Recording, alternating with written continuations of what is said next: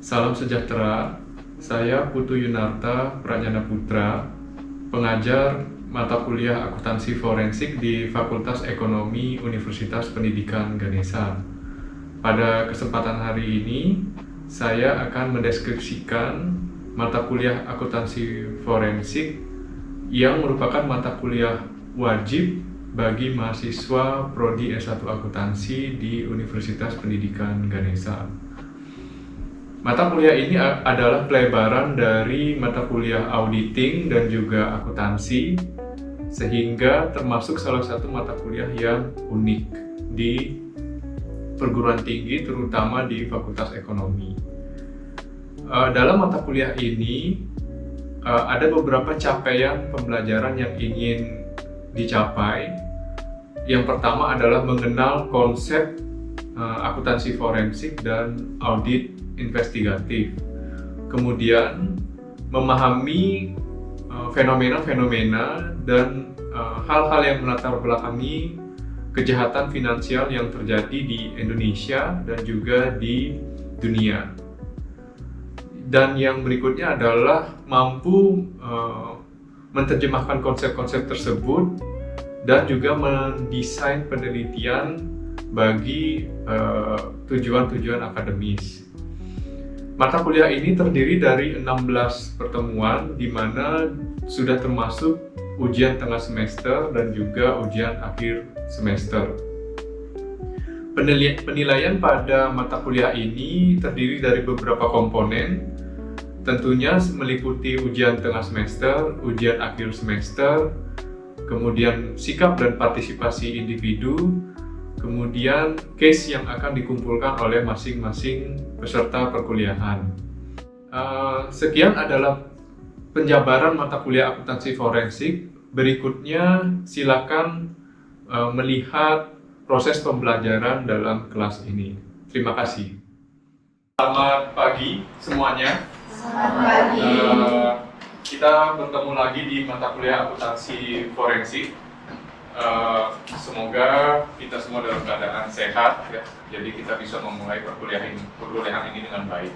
Jadi di pertemuan hari ini kita akan membahas satu materi mengenai fraud examination atau pengujian fraud. Sebelumnya ada nggak yang pernah mendengar kata fraud?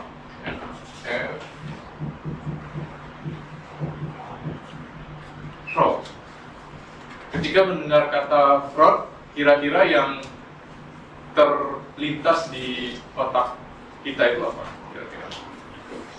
Penyalahgunaan. Penyalahgunaan. Ya. Kecurangan. Kemudian mungkin rompi berwarna orange. Mungkin. Apalagi? Korupsi. Orang yang negatif. Ya, makanya nadanya adalah kecenderungannya negatif, kemudian kecenderungannya adalah orang yang bersalah gitu. Ya tidak salah, memang apa istilahnya, dogma yang ada di masyarakat terkait dengan kata fraud. Dan fraud ini adalah penyalahgunaan dan penipuan yang disengaja. Jadi ada kata yang pembeda, ya, yang membedakan antara fraud dan error, ya, atau kesalahan. Karena dalam setiap pekerjaan, setiap profesi, setiap hal yang kita lakukan, yang namanya manusia tidak luput dari kesalahan atau bahasa Inggrisnya error. Tetapi istilah fraud ini berbeda karena fraud ini ada kata kesengajaan atau intensi untuk menyalahgunakan demi keuntungan pribadi atau keuntungan kelompoknya. Jadi tidak hanya pribadi. Kecenderungan kasus fraud yang terjadi sekarang tidak hanya lingkupnya pribadi, tetapi juga kelompok ataupun organisasi. Ya, jadi ada kata intensi atau bahasa sederhananya niat. Nah, SCFA itu yang seperti Anda ketahui ya adalah organisasi profesi di bidang eksaminasi fraud atau pengujian fraud. Ya. Itu menggolongkan fraud menjadi 3 jenis. Secara general, yang pertama itu adalah asset misappropriation atau penyalahgunaan aset.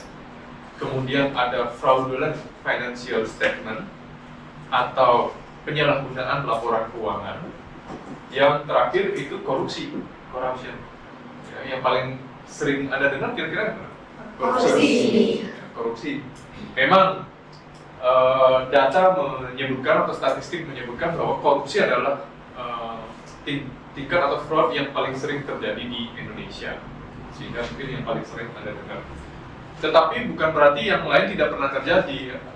Mungkin dalam proses investigasi atau dalam proses penyelidikan tidak pernah jarang ada yang menemukan atau mengungkapkan itu kasus fraud yang lain, terutama dalam konteks penyalahgunaan laporan keuangan, ya. Karena ekspertis yang bisa melakukan investigasi di bidang itu mungkin masih terbatas. Itu sebabnya mungkin Anda semua atau kita semua berada dalam mata kuliah ini, mata kuliah akuntansi forensik, yang menyatukan antara dunia akuntansi, kemudian dunia auditing dan dunia hukum. Jadi ketiga keilmuan yang besar itu. Nah, karakteristik pelaku fraud. Nah, ini cukup menarik. Kalau Anda membayangkan, kita membayangkan, tadi kan fraud sudah ya, yang mungkin sudah paham maksudnya apa. Kemudian kalau kita membayangkan orang yang melakukan fraud itu kira-kira kayak gimana tuh ciri-cirinya? Kira-kira yang terbayang gitu pertama kali. Apakah dia orangnya misalnya berpenampilan tidak menarik? Mungkin bajunya lusuh gitu, bajunya kotor. Kemudian mungkin tampangnya secara ini kasat mata kriminal mungkin, bertato gitu. Ya. Enggak? Ya terus yang seperti apa? Suka flexing, oke. Suka flexing. Gaya hidupnya yang terlalu mewah untuk kisaran gaji yang tidak sesuai dengan gaya hidupnya. Oke. Mirip flexing juga. Kemudian apa lagi misalnya? Atau malah yang paling menarik itu tampilannya kayak kita, rapi, ya. Tapi memiliki pemikiran yang pintar. Anda kan orang-orang yang pintar, ya. Bukan yang tidak berpendidikan, itu malah yang pendidikannya tinggi, yang bergelar banyak, bergelar akademik banyak gitu mungkin. Ya. Jadi makanya kejahatan finansial atau kejahatan fraud itu sering disebut dengan kejahatan kerah putih. Karena apa? Karena ya kalau kita bayangkan baju ya kemeja dengan kerah, apalagi kerahnya berwarna putih, berarti kan bersih ya. Tampilannya sebenarnya bersih kalau dilihat secara kasat mata, tetapi ternyata tidak. Itu yang disebabkan oleh apa yang menyebabkan karakteristik pelaku fraud itu kadang berbeda dengan apa yang kita bayangkan.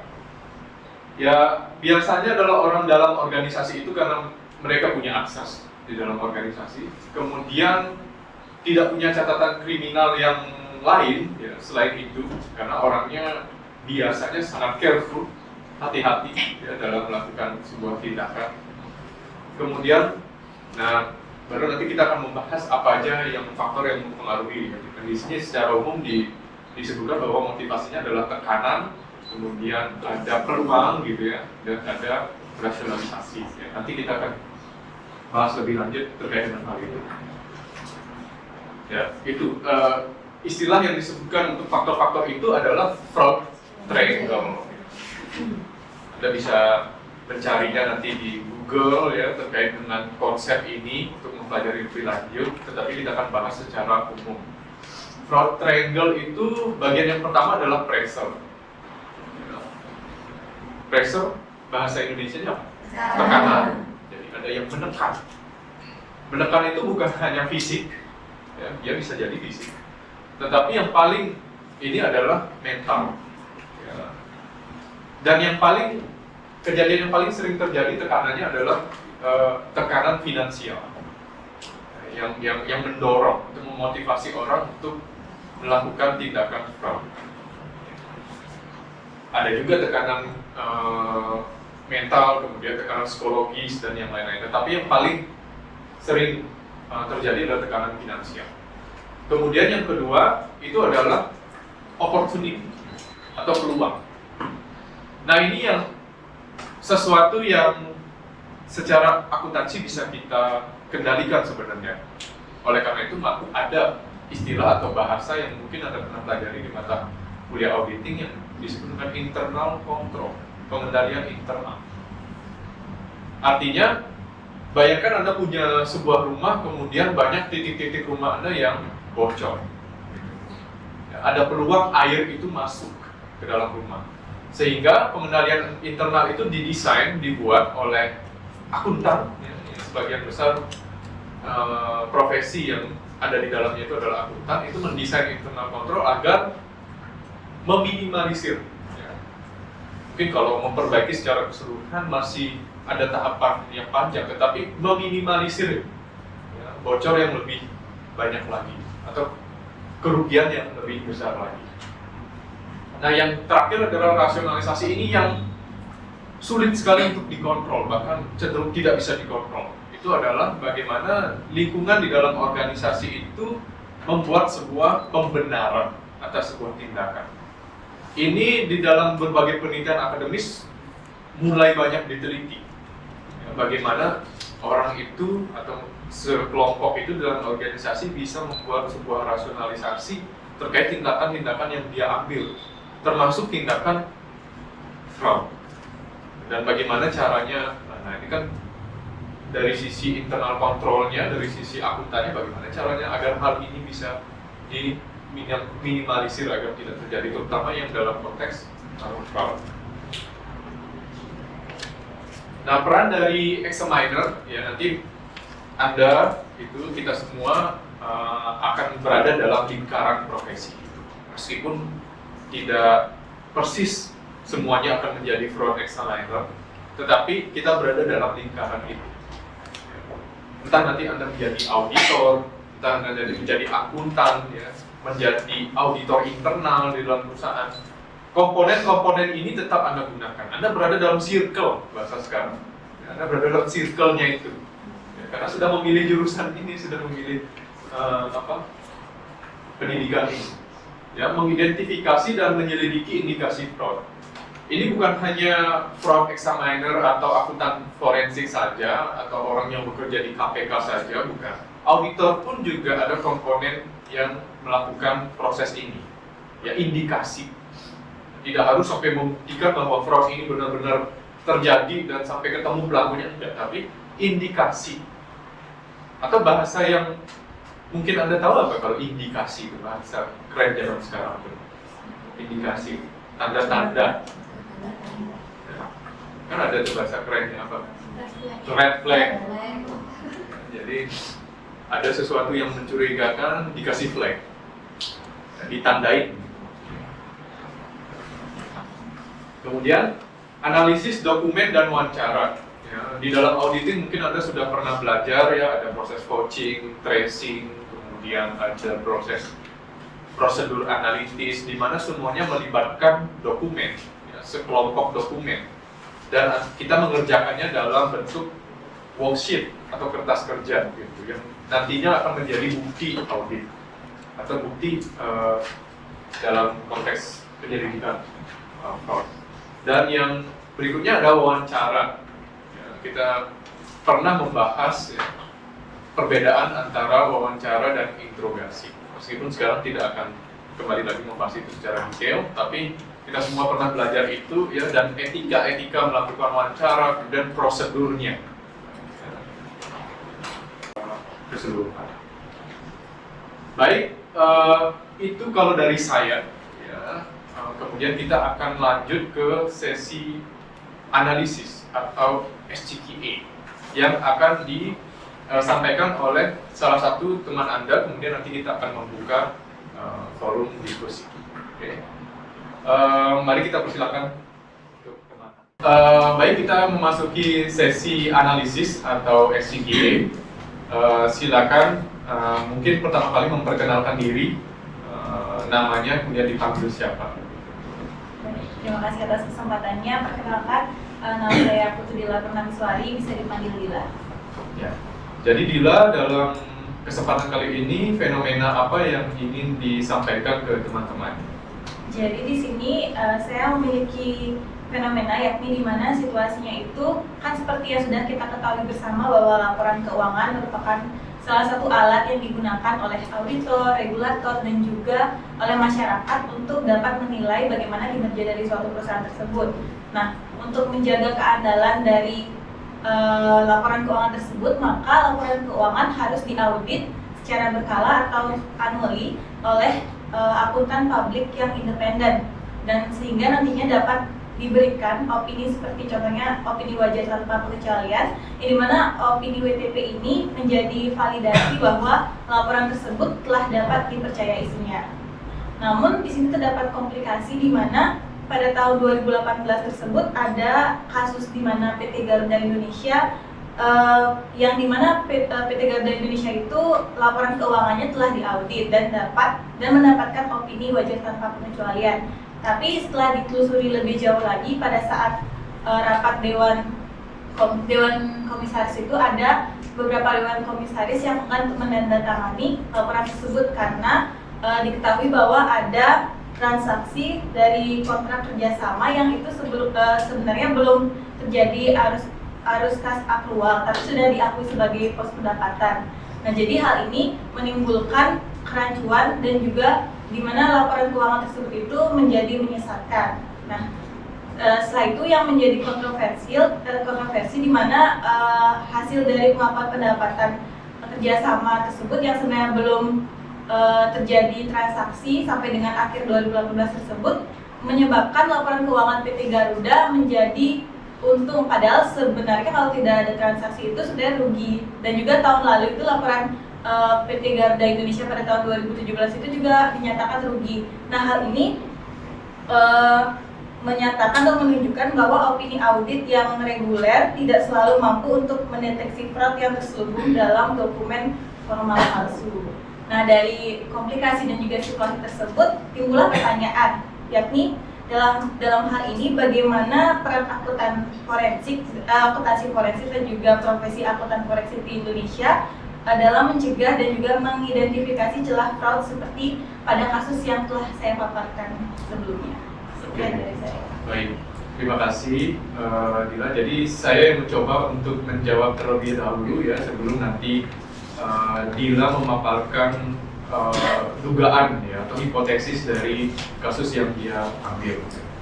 Jadi konteksnya adalah kasus di Garuda Indonesia di mana terjadi penyalahgunaan laporan keuangan ya, di mana terjadi kesalahan pencatatan terutama dalam konteks pengakuan pendapatan yang lebih dulu dari seharusnya. Dan pertanyaannya adalah peran akuntansi forensik mencegah mungkin kejadian yang seperti itu ya, atau yang mirip seperti itu. Yang mungkin dari pendapat saya yang pertama kita telusuri lebih dulu adalah bagaimana hubungan antara akuntan forensik itu dengan auditor. Karena dalam sebuah perikatan audit itu ada sebuah perjanjian ya dengan perusahaan ya, atau kontrak yang terikat. Siapa pihak-pihak siapa saja yang boleh terlibat, sehingga akuntan forensik itu apakah diizinkan terlebih dahulu untuk juga terlibat dalam proses auditingnya, karena ini kan terkait dengan laporan keuangannya. Kemudian yang kedua adalah berkomunikasi dengan auditornya tersebut ya. Karena mereka berada dalam satu ini yang sama, satu misi yang sama lah bisa dibilang. Sehingga akuntan forensik bisa sebenarnya dengan komunikasi yang baik, misalnya meminta validasi dari data auditnya, data laporan keuangannya juga yang dari manajemen, kemudian data kertas kerja dari auditornya, kemudian juga berkomunikasi apakah di dalam perusahaan ini terjadi pembatasan akses misalnya, atau hal-hal yang dianggap dapat membatasi pekerjaan auditor. Jadi berkomunikasi dengan auditor. Jika hal itu sudah dilakukan dan ditemukan adanya indikasi, maka akuntan forensik selanjutnya bisa melakukan investigasi. investigasi yang berbeda dengan proses auditing itu. Ya, jadi independen dengan proses auditing itu. Ya, karena proses auditing itu sebagai lompatan awal aja, ya, atau sebagai bukti awal saja, ya, initial evidence. Apakah memang terjadi ada indikasi fraud itu. Kemudian baru jika ada proses selanjutnya, misalnya prosedural hukum dan yang lain-lain, itu baru bisa berkomunikasi dengan pihak yang lain lagi, ya, seperti misalnya penuntut, ya, dari kejaksaan mungkin, atau misalnya ada apa itu namanya dari pengadilan atau yang lain, kepolisian atau KPK, kalau memang dia karena Garuda adalah bagian dari BUMN nih, setahu saya, jadi ya mungkin ada kaitannya dengan kerugian negara. Nah, kalau dari Dilan gimana?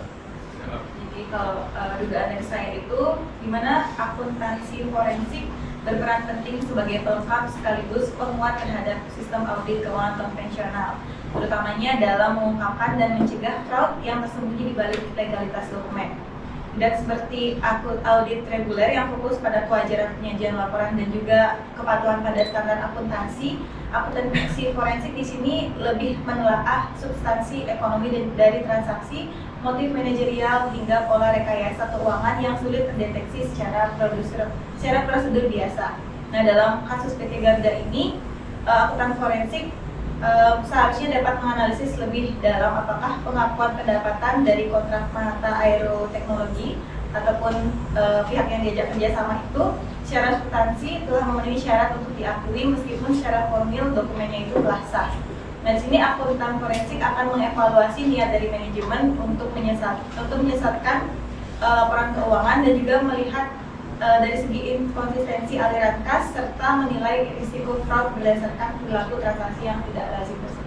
Ya, jadi benar ya, maksudnya akuntan forensik itu hanya fokus pada area tertentu yang sangat spesifik, misalnya tadi pendapatan. Sedangkan kalau auditing, ya, nanti akan menjadi auditor, itu areanya kan luas sekali, bukan hanya pendapatan. Ya, ada pendapatan, mungkin ada pos biaya beban, kemudian ada pos aset, ada pos kewajiban, ada pos ekuitas, dan yang lain semua kalau auditor. Karena memang tujuannya bukan untuk menyelidiki bagian-bagian yang sangat spesifik. Sedangkan akuntan forensik itu sangat spesifik, ya, dan insidental, hanya bergantung pada penyelidikannya ini tentang apa. Ya, jadi ada perbedaan di situ yang kita tahu. Nah, terima kasih. Kemudian dari teman-teman, apakah ada yang punya pertanyaan? Silakan.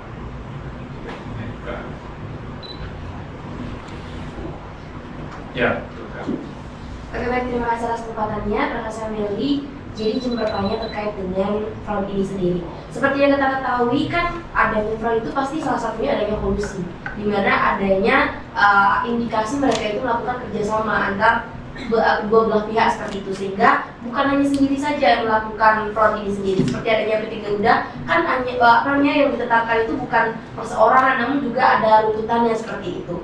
Nah, seperti hal tersebut seringkali adanya kolusi antar pihak internal ini, pihak internal dan eksternal ini seringkali luput dari sistem kendalian internal perusahaan. Nah, untuk itu sebenarnya apa sih solusi sistemik yang bisa ditawarkan dari akuntansi forensik itu sendiri untuk mencegah kasus ini terulang kembali di kemudian hari? Terima kasih. Oke, terima kasih. Kalau Dila ada bayangan nggak untuk pertanyaan itu? Berarti mengenai bagaimana akuntan forensik itu dapat mencegah gitu ya? Ya, adanya kolusi tersebut.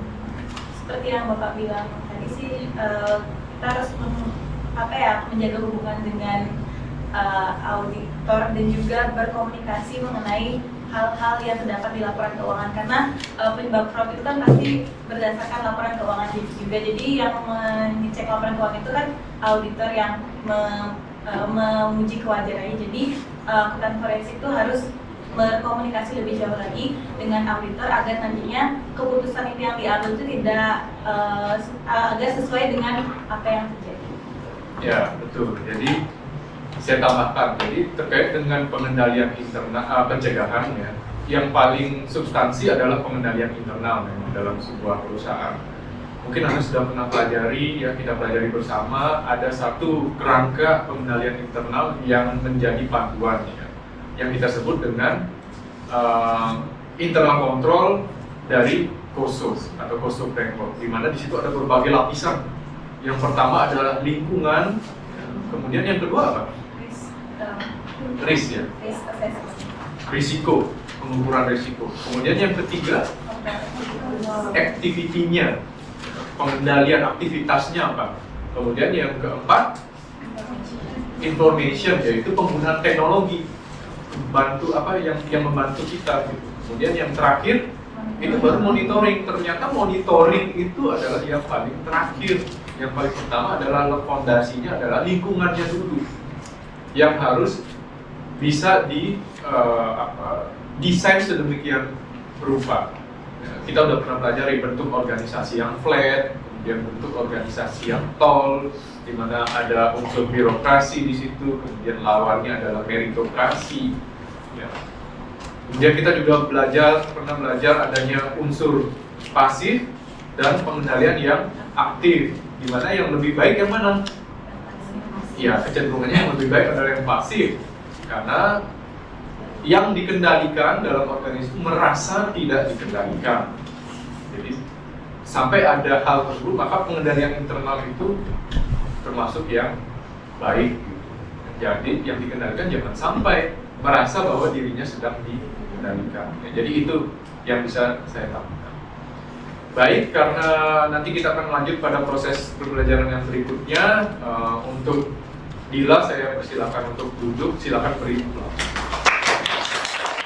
Terakhir akan saya tutup untuk perkuliahan hari ini. Jadi pada pertemuan hari ini kita mempelajari terkait dengan fraud examination, salah satu bagian penting atau chapter penting di akuntansi forensik, di mana Anda mungkin ada yang pertama kali baru mendengar ya kata istilah fraud, ada yang mungkin sudah pernah ya di media atau di televisi misalnya. Jadi fraud itu adalah penyalahgunaan, ya, di mana ada satu kata yang membedakan dengan error atau kesalahan, yaitu intensi atau niat. Dan pernah mungkin kita pelajari asumsi yang paling melekat dalam fraud itu adalah perilakunya itu selalu tersembunyi atau hidden, dan pelakunya itu tidak menunjukkan ciri-ciri seorang pelaku kejahatan seperti yang tadi kita bahas ya. Orangnya rapi mungkin seperti kita ya, yang pakai kemeja bersih gitu ya. Jadi tidak menunjukkan gejala seperti pelaku seperti biasanya, sehingga perilaku kejahatan finansial ini dianggap sedikit berbeda dengan tingkat kejahatan yang lain, meskipun sama-sama merupakan tindakan kejahatan. Sekian mungkin dari pertemuan hari ini. Terima kasih atas partisipasinya. Ya, saya harap Anda bisa mencerna ataupun menangkap sebagian dari yang kita atau mungkin seluruhnya dari yang kita diskusikan hari ini. Silakan dilanjutkan di rumah untuk penugasan ya terkait dengan SCPA.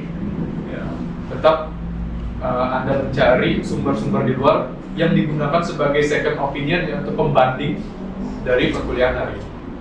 Terima kasih dan sampai jumpa di pertemuan selanjutnya. Selamat pagi.